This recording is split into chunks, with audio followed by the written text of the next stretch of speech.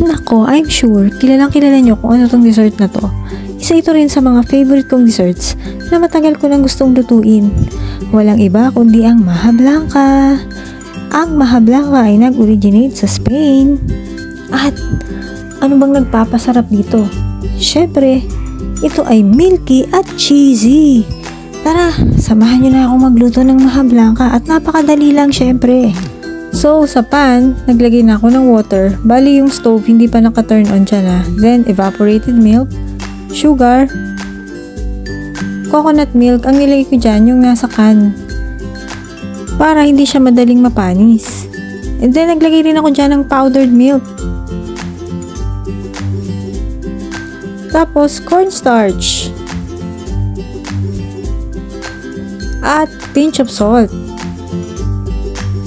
So yan, hinalo ko muna hanggang sa ma-dissolve ang cornstarch. Tapos, naglagay na rin ako ng cheese para maging cheesy ang Maja Blanca. Then after nyan, nag-turn on ako ng stove. Medium heat lang and then hinalo-halo. Kailangan kasi constant stirring para hindi mabuo yung starch. After kumulo, nilagay ko na yung corn. So syempre, halo na naman ang halo. Exercise to sa braso guys. Kasi nga, ganyan talaga pagluluto ng Maja Blanca. Tapos, tinurn off ko na dyan yung stove nung naging sticky na yung maha. Bago ko ilagay yung butter. Bakit? Kasi para hindi daw maglasang sunog yung butter. Fresh yung lasa ng butter dun sa maha. And then, ginris ko na yung pan at nilagay ko na dyan yung maha. And then, finlatin ko yung surface ng maha using a spatula. At tinap ko siya a few times para mawala yung air bubbles. Then, prepare ko na yung latik, yung toppings para sa maha. So, naglagay ako dyan ng coconut milk. So, this time, ang ginamit ko is yung galing sa palengke. Yung nasa plastic. So, yan, hinalo-halo ko. Kailangan kasi constant stirring din tong latik. Hanggang sa, ayan, magbuo-buo na siya at maging brown na. Kailangan brown na siya para ibig sabihin, ready na, luto na siya.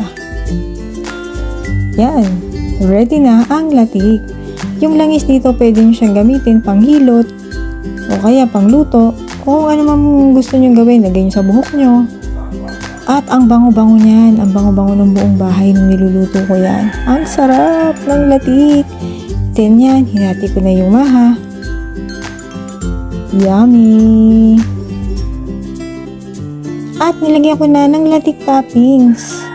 Oh, don't forget to follow po ako dito at pakisubscribe sa aking YouTube channel for more simple and easy recipes. Ito na po ang maha. See you in my next videos.